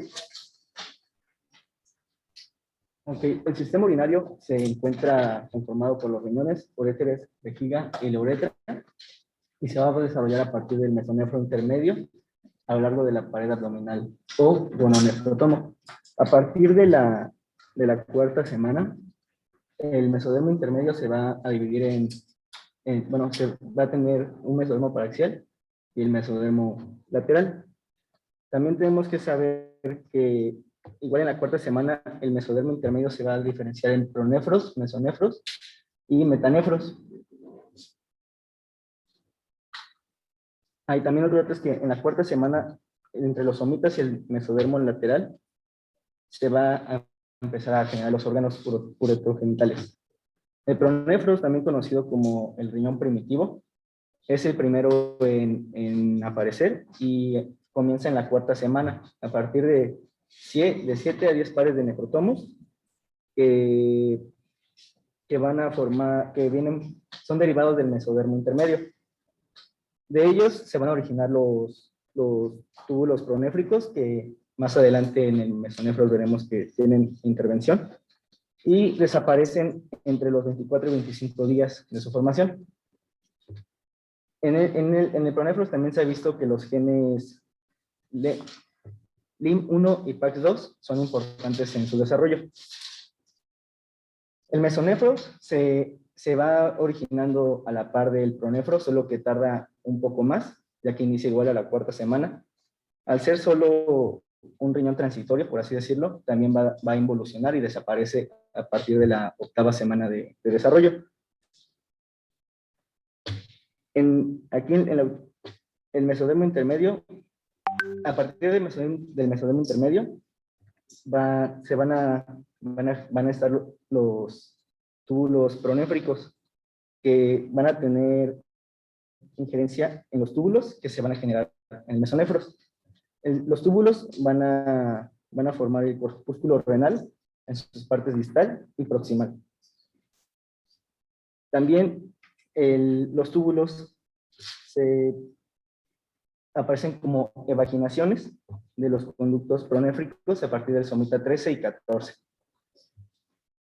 Ellos van a conectar a los glomérulos junto con el conducto mesonéfrico, y el conducto mesonéfrico va a desembocar en la pared lateral de la cloaca. El mesonéfros y los derivados del mesodermo intermedio van a constituir a la cresta urogenital.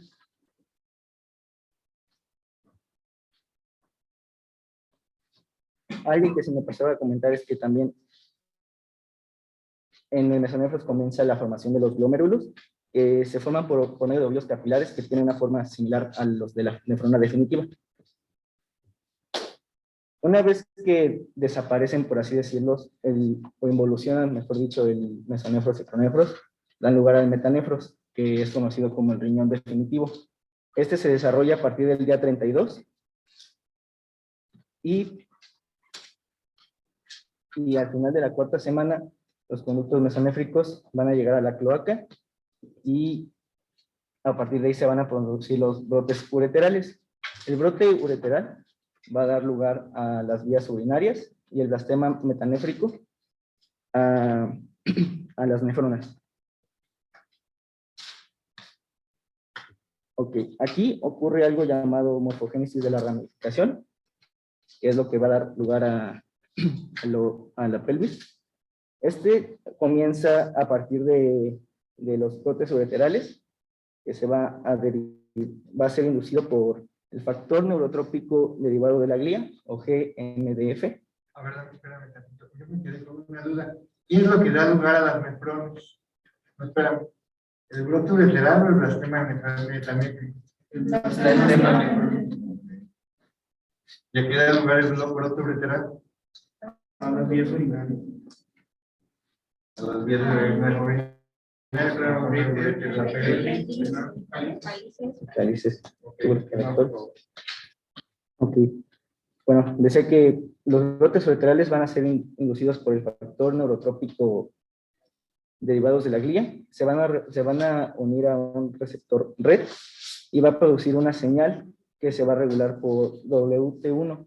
Y una vez que pasa eso, a partir del brote ureteral se genera el cáliz menor, el cual va a dar origen, va a generarse la pelvis,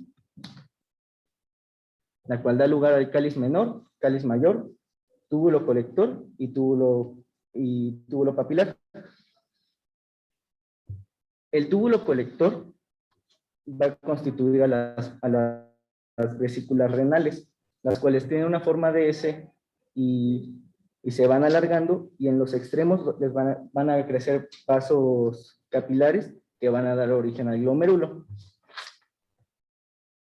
En el extremo proximal de cada nefrona se va a formar la cápsula glomerular, y también a partir del blastema metanefrogénico va a surgir la barrera de filtración, que está conformada por porocitos, membrana basal y endoteliocitos. Los túbulos excretores se van a alargar y van a formar los segmentos proximal y distal y el asa de Henle. Una vez que está ya formado, los riñones que ya se forman se encuentran cerca del seno urogenital, se van a desplazar desde la cuarta vértebra lumbar hasta la primera lumbar o duodécima dorsal. Y una vez que se están desplazando, su lugar definitivo va a ser en la 9ª semana del desarrollo.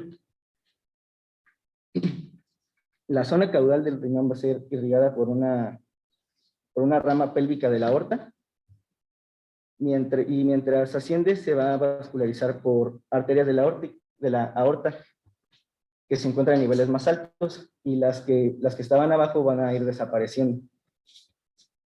Pero la vascularización se tiene que realizar por medio de dos mecanismos que van a actuar de manera sincrónica, que es la vasculogénesis, que consiste en la generación de vasos sanguíneos a partir de precursores de endoteliocitos, y la angiogénesis, que van a ser los brotes de vasos capilares a partir de vasos sanguíneos que ya eran existentes. La vejiga y la uretra. Este comienza a partir de la 5ª semana. En la división a partir de la 5ª semana comienza la división de la cloaca y el tabique urorectal, perdón, va a dividir el conducto anorrectal y al seno urogenital. El seno urogenital se va a conformar por 3 porciones. La porción vesical, que va a dar origen a la vejiga. La porción pélvica, que en las mujeres va a dar la uretra completa, mientras que en los varones solo va a dar la porción prostática y la porción membranosa. Y por último, la porción fálica, que esta va a crecer hacia el tubérculo genital y va a derivar a la uretra peniana. De los conductos mesonéfricos se va a derivar el trígono y los uréteres terminan desembocando en la vejiga. Primero, el conducto mesonéfrico, que se encuentra distalmente, se encuentra unido al brote ureteral. Al uréter que proviene del brote ureteral. Después, estos se comienzan a absorber, por decirlo así, absorberse en la pared seno-urogenital, arrastrando consigo a los uréteres. Una vez que se incorporan a la pared posterior del seno urogenital, van a desembocar en orificios independientes. Y cuando ya está conformado todo eso, va a dar la incorporación de los conductos mesonéfricos da lugar al trígono. Y la porción de los conductos mesonéfricos que no formaron la pared de la vejiga va a dar origen a los conductos deferentes en el varón, quedando conectados en la parte baja del seno urogenital, que ella se va a encargar de formar la uretra. Okay. También voy a hablar de las gónadas, y en ellas tenemos que saber que se forman a partir del mesodermo intermedio, de epitelio celómico y células germinales primordiales. La morfogénesis del sistema genital pasa por tres etapas.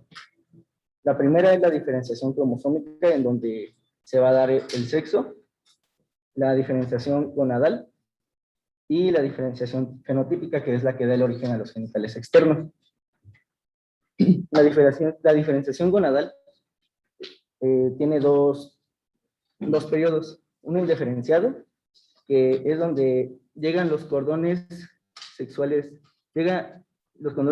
primarios a partir del mesenterio dorsal a la médula y corteza, pero sin embargo aquí no se puede diferenciar aún si va a ser un testículo o un ovario.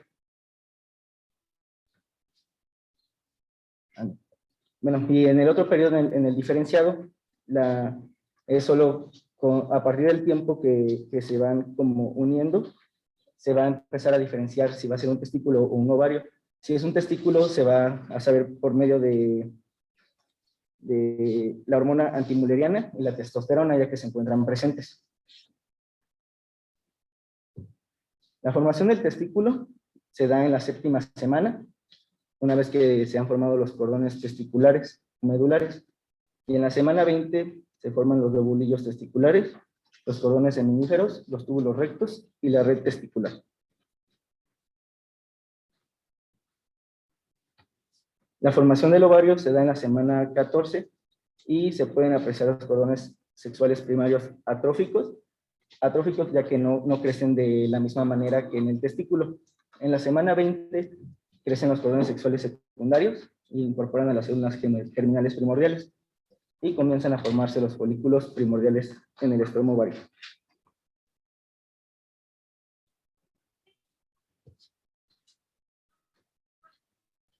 Aquí en los conductos genitales, también igual que la diferenciación gonadal, pasa por las etapas pasadas. Aquí en la 6ª semana se va a observar que el tubérculo genital y los pliegues cloacales, que están al principio de la 7ª semana, aquí el tabique urorectal va a dividir la membrana urogenital y anal, la cual al final se rompe la membrana urogenital para hacer como una sola misma.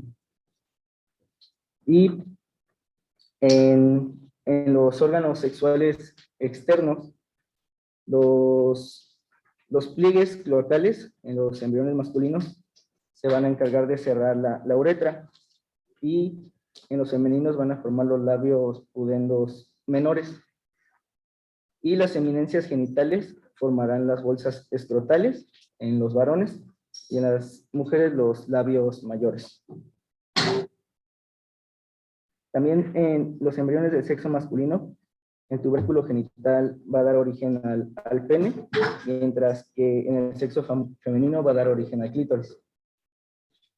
Y sería todo de mi parte.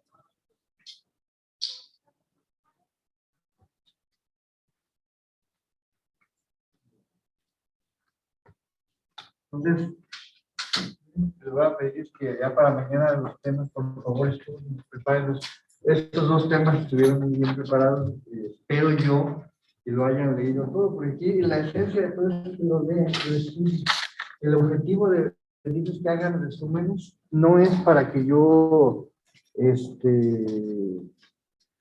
no sé, piensen que tengo una vendedora de papel reciclado y los quiero comprar, no sé qué piensen. Es nada más para que lo lean, lo escriban, lo lean hasta que se lo aprendan. Esto es de aprender. Hay cosas que son, repito, de comprender.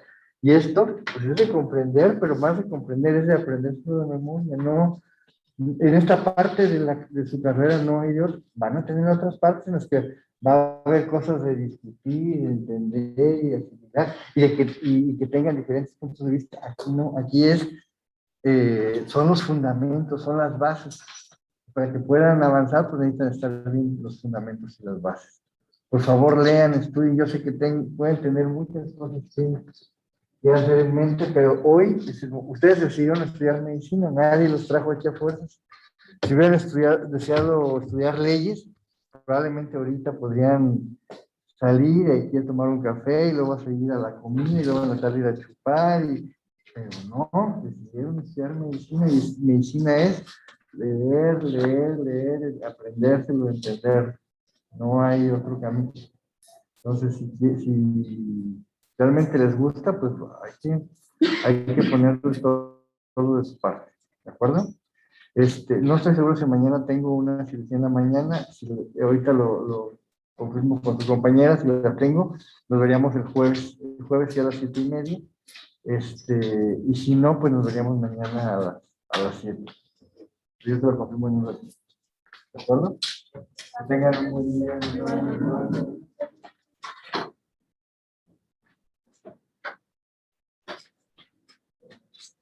A las 10:30 se vuelven a conectar.